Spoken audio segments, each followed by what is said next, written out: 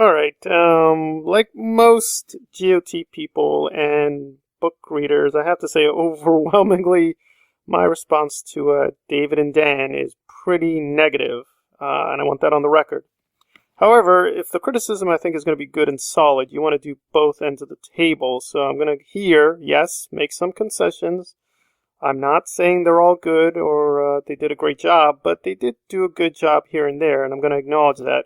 And we're going to look at just one specific character, and I think they made some good decisions, at least early on with the character. I want to emphasize the early parts with the character were pretty good, but the middle and end portions were not very good. And I also want to stress, I mean the character, not the actor. I think they treated Ian very poorly. So the actor treated badly, but the character, at least at the very beginning, was treated really good. And I think the Jorah and Selmy little tit for tat that they had back and forth was pretty well done.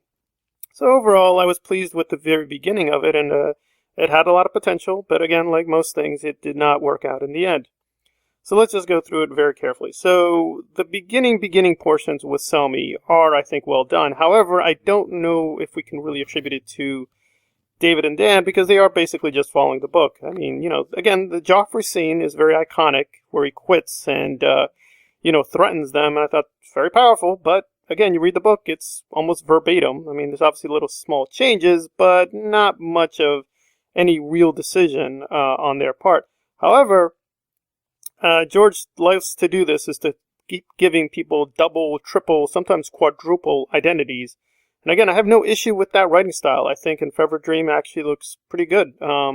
So I'd recommend that highly when you see a lot of twists in terms of people who you think they're one thing and then they're not one thing and they turned out to be another thing and that thing is yet another twist. So I have no problem with him doing the twist of a twist of a twist.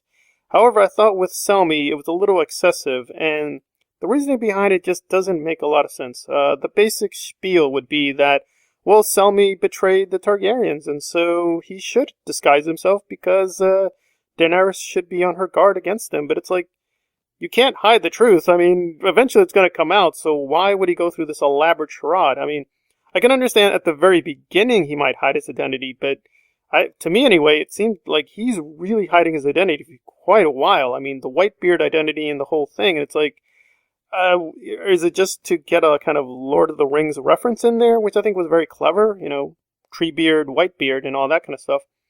But in terms of what the thing is, it just felt like this didn't really add very much. I mean, maybe, again, the final books will give us a really big revelation where that hiding made sense, but it just seemed, in retrospect, they made a good decision. Let's just cut to the chase. Let's have him meet Daenerys. Let's just foreshorten that whole sequence, and let's just get to it. Let's get to him and Jorah having a rivalry over Dany. That seemed to me a wise decision on Dave and Dan. Just let's get rid of that little subplot about the hidden identity, and let's just introduce Selmy as Selmy, and let's just get it done. Now, again, emphasize the middle and end portions of Selmy make no sense. I mean, Selmy is such a powerful, great warrior. I mean, he can take on dozens of men without any problem. So the eventual ending they gave him with the, I'll just say, with certain people, I don't want to spoil anything too much, just didn't ring true for me. So it's kind of like one of those weird things that they made a lot of decisions early on in terms of selecting material, getting rid of material, simplifying things, and adding things here and there. But Selmy is like a really good case study where it's like it's a minor character, but they did take time to think through, like, okay, what do we want to do with this character? And yet, even with the beginning promise, they just didn't follow through on it. So it's one of those weird... I want to give them, again, praise where they deserve it, but it's only going to be a little bit because they didn't do that much. But they did do something, and I want to acknowledge that. So, again, just my editorial here, just my opinion. I'm more than welcome to be criticized on my position, but I think, again, beginning Selmy by Dave and Dan, pretty good. Middle and end, not so good.